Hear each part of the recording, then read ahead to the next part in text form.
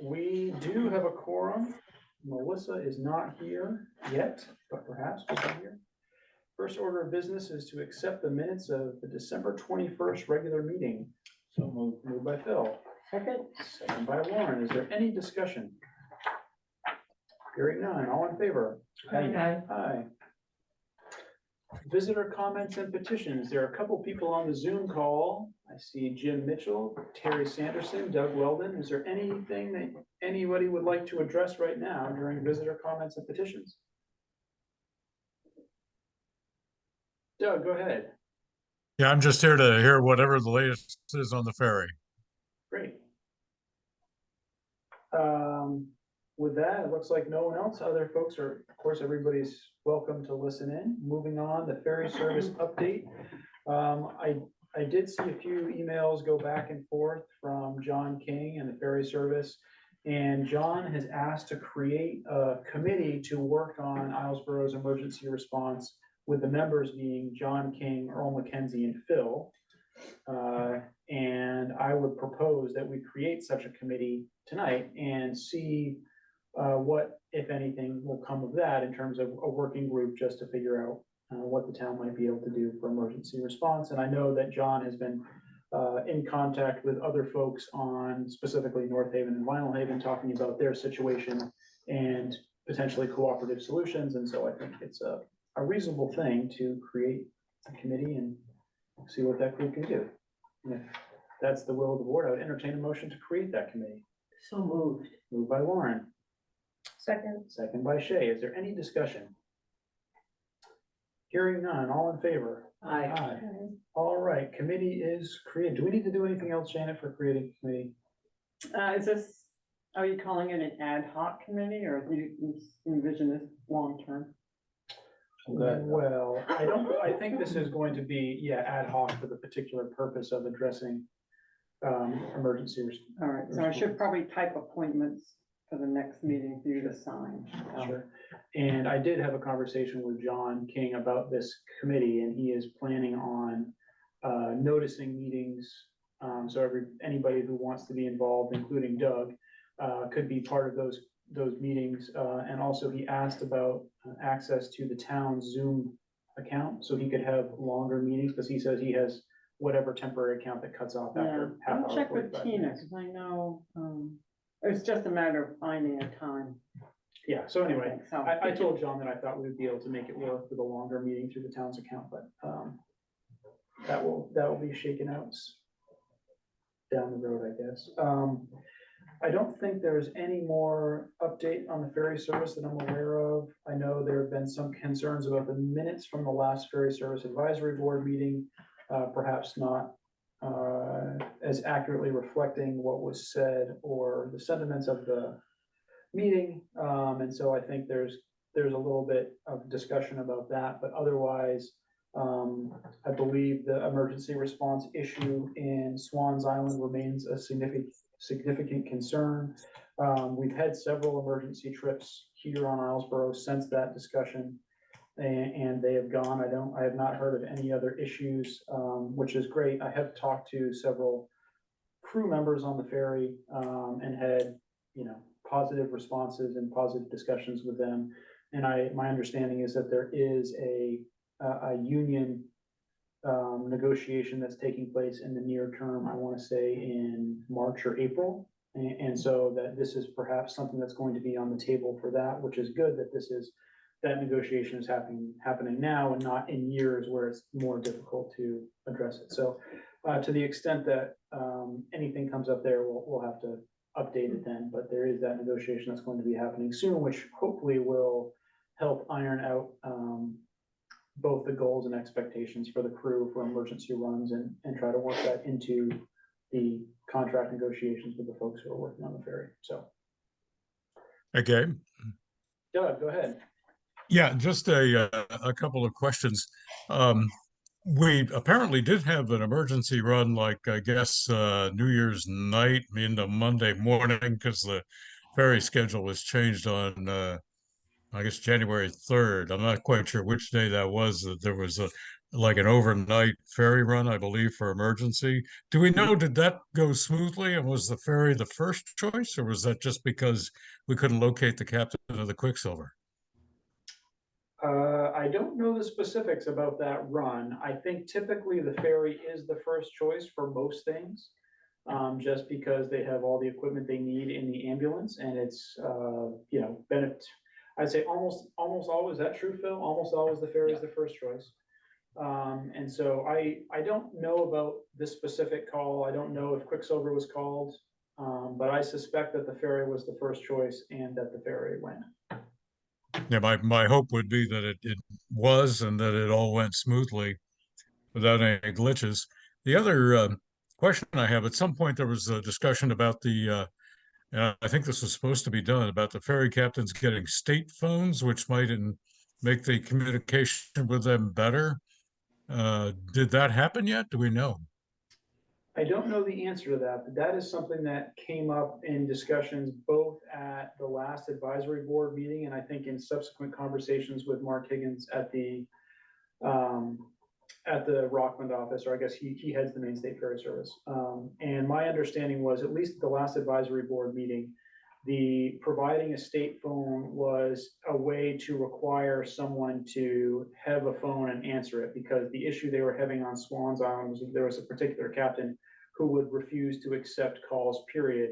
It would not have a discussion about making an emergency run. And so that was, at least on the front end, designed to address that issue and at least have someone be required to answer the phone, because my understanding is that, you know, through the contract they have, if they provide the phone, that person is required to answer when they are on, when they're the captain on call for that week.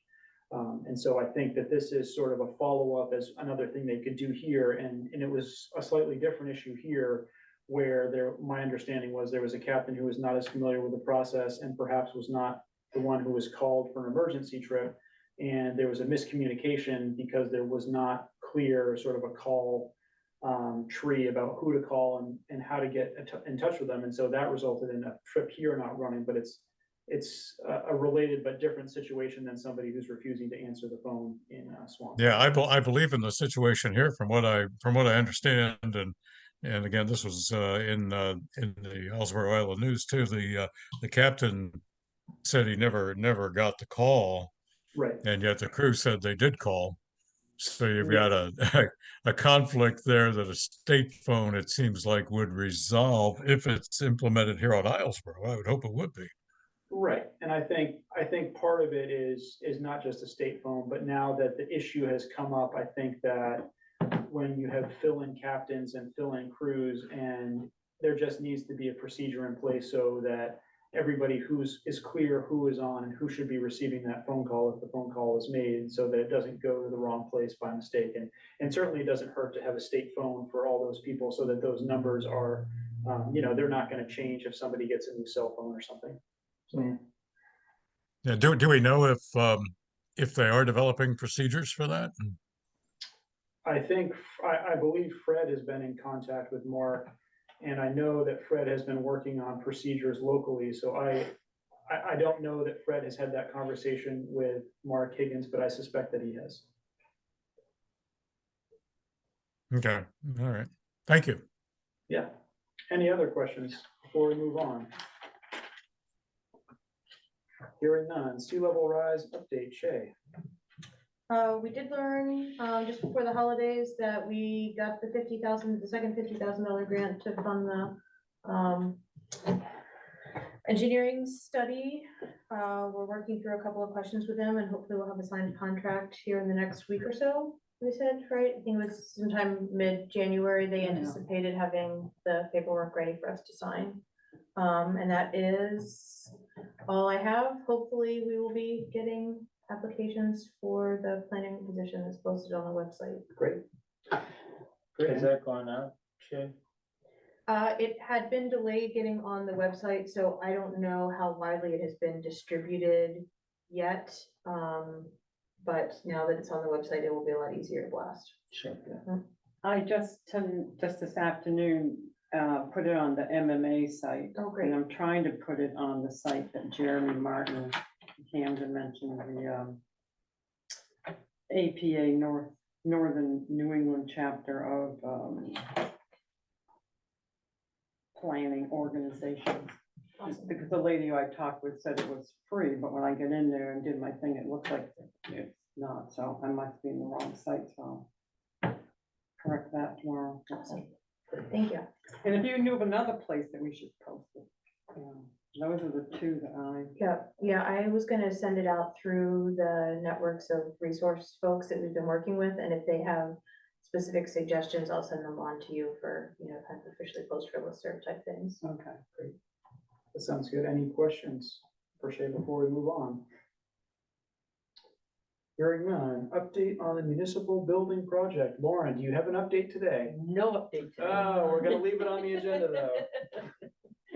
Yeah, let's, Does anybody have any questions for Lauren before we move on, despite not needing to have an update? Since here we are. How many packets have gone out for the fire How many station? packets? 9. And when is the bid due? February? It's February 13th, I 13, think. yeah. They pushed it back some. It was 2 days before the next select board meeting, I believe.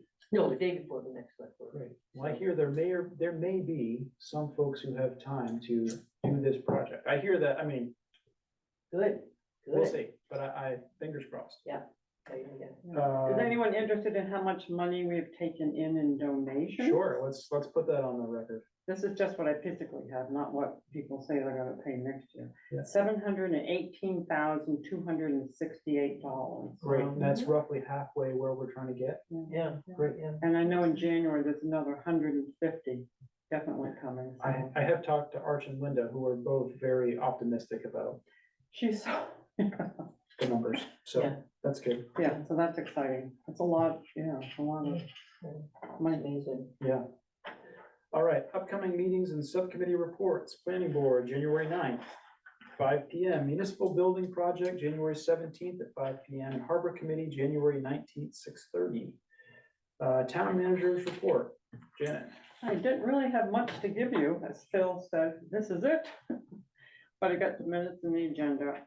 You've got a thank you letters there for Linda Acorn and Impy Haven, which Gabe mentioned that to me yesterday, I think it was, so. Sorry for the, That's fine, no, and I had trouble, like Shay mentioned, the trouble with our email, our server, that's why I sent that to you like last Friday, but Yeah. then I was gone, didn't think about it, then came back and Paige said, oh, server's down, so. Under correspondence, today had an email from John Carmen, he's our Dark Harbor wastewater treatment facility operator. He will be retiring in June, so hopefully he will help us find someone else, because it's kind of special. You have to have someone to do all the calculations and read all the numbers and all the water testing. Mert sent me an email today stating that the fire department sent a thank you to Josh and Shay, or we're going to, I don't know if we got it yet, but he wanted me to include a copy of that letter, but I could not open his document. But he was thanking them for the use of their garage space during the December 22nd through 24th storm. And December 30th, I had an email from Andrew Weeks. He is the operator of Red Zone Wireless. They've had that tower behind the salt shed building for many years. It's been back there. I really don't know. I guess it hasn't been valuable to them, so they came to get it and it's gone now at the end of the year, so. Is that revenue lost for the town? Did they pay us anything for it? $1,200 a year, and it never really was. And it did go up a little bit each year, but, yeah, so. And that's it. any questions before we move on? None, old business, no old business, new business. Perhaps this is the best place to take up the town's appreciation of Linda Acorn and Impy. I know Lauren put together a nice thank you note.